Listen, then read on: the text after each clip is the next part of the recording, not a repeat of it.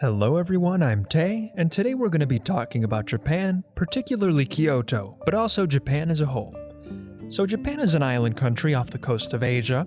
It has a rich heritage and is pretty culturally fascinating. It's been pretty widely influenced by Buddhism and Shinto. This cultural influence extends to architecture and even philosophy. In terms of ideologies, it's fair to say that Japanese people tend to have a more collectivistic ideal.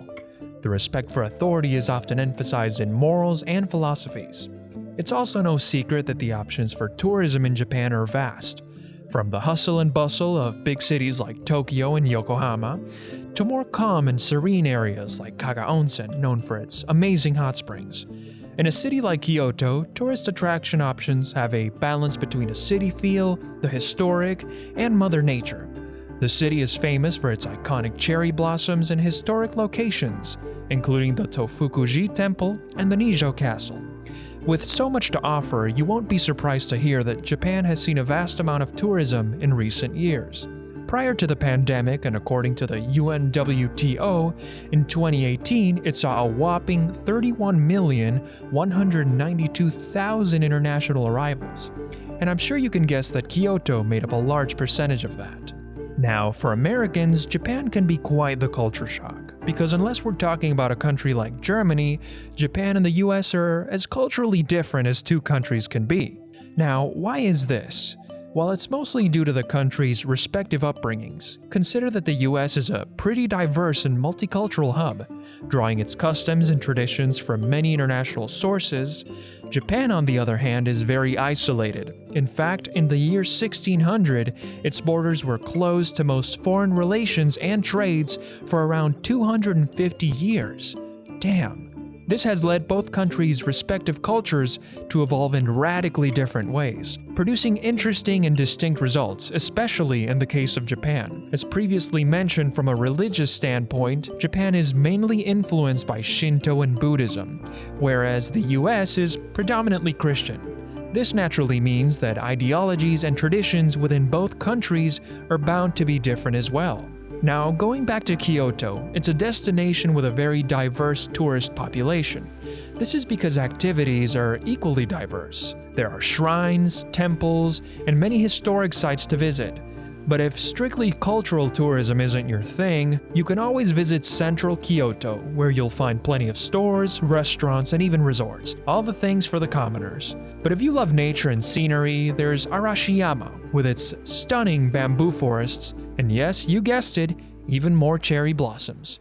Due to Kyoto's varied tourism activities, it's pretty safe to say it has a balanced mix of travelers. They are psychocentric, which may include charter and mass travelers, visitors who may be seeking a more commercial and resort-based activities like the ones mentioned in central Kyoto. There are also allocentric or explorer tourists who may be looking to be a bit more adventurous and partake in less explored activities of Kyoto. Another byproduct of Kyoto's large and diverse tourist population is tourist bubbles, most of which come in the form of resorts. One example of this is Hotel de Mitsui, which opened around the time the pandemic was at its peak. It's basically just a luxury hotel and spa with a natural hot spring. Honestly, I won't lie, that sounds pretty nice right now. Now let's talk about the tourist gaze as it pertains to Japan and, well, of course, Kyoto. Japan is often subject to what some would call a cultural iceberg. This basically means that the culture of a destination comes in layers, and what is often exposed and shown to outsiders is just the tip of the iceberg, so to speak.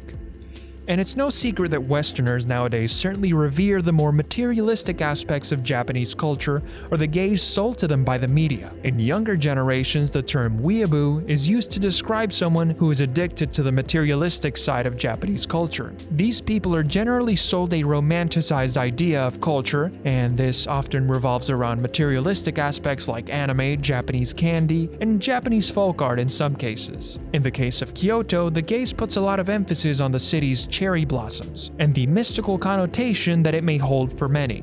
As previously mentioned, before COVID, Kyoto was seeing a lot of tourism.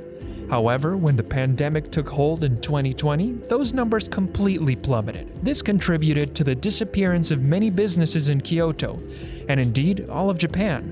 This radically changed the general perception of tourism in Kyoto, as more people realize that, well, it's a pretty essential industry. Today, Kyoto finds itself thirsty for more tourism. And though most people would agree over-tourism had a pretty negative impact on Kyoto, it also had positive effects.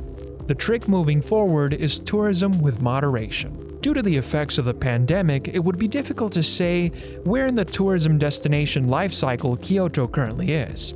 At the moment, the destination seems to be at a point of decline or stagnation. This is because although tourism has been mostly null, the destination may still have something to offer. But because Kyoto is clearly hungry for more tourism, it's safe to assume that it will be entering a period of rejuvenation in the upcoming years, and I personally am looking forward to seeing it. Thank you so much for joining us on our little overview of Kyoto and Japan as a whole. Have a wonderful day.